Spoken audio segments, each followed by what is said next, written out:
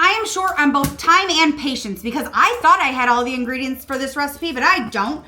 But we're making it anyway. We are going to make beef and broccoli. I have no minced garlic. I have no fresh garlic. I only have garlic powder. How in my home do I not have any garlic?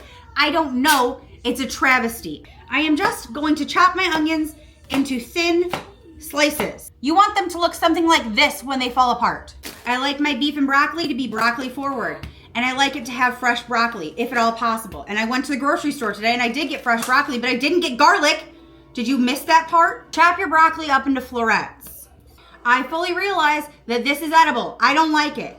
If you like the stems, use those. I don't. And I'm not eating yours. I'm eating mine in my house. This is my beef. It's stir-fry beef. It's already thinly sliced because I didn't want to cut it. Into a bowl, my beef. Into my beef, some cornstarch. Couple tablespoons. Some soy sauce. Couple tablespoons. Ginger. A tablespoon, a teaspoon, something. And some garlic powder. Use your hands, use tongs, use whatever you've got and massage your meat. This is velveting. Some of you will argue with me that velveting is only baking soda. And the reason we add soy sauce to this is just so that everything will stick to the meat. And I add seasonings so that this is not devoid of flavor. Set this to the side and wash your fucking hands. Soy sauce, probably like a quarter cup. A hefty squirt of ginger. I'd say a tablespoon. Garlic. If you have real garlic, use it. If you don't, garlic powder is going to have to do tonight. MSG. It's not scary. It's not going to bite you. It's not going to kill you. You're fine. Unless, in fact, you are allergic to MSG, in which case, don't use MSG. Oyster sauce. A couple of tablespoons. Dark soy, because I like it for the color. Hoisin sauce. Couple squirts will do. Some mirin for some sweetness, for some acidity, and for fun. Brown sugar. However much you feel is necessary. I feel a couple heaping spoonfuls will do. We will need some cornstarch, looks good, and water. This is where you would put beef broth in if you do have beef broth and you're better at planning your dinners out than I am. You do not want any lumps, bumps, or clumps. You also want to make sure that the brown sugar is fully dissolved. Into my wok.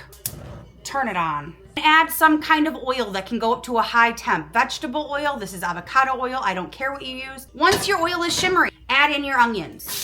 It helps if you drop a handful of them on the floor. My onions are soft and fragrant. Add your beef, like so. Try to get as much of your beef in contact with the pan so that it can get a nice crust on it before you start agitating your beef. Some time has elapsed and I am agitating my beef.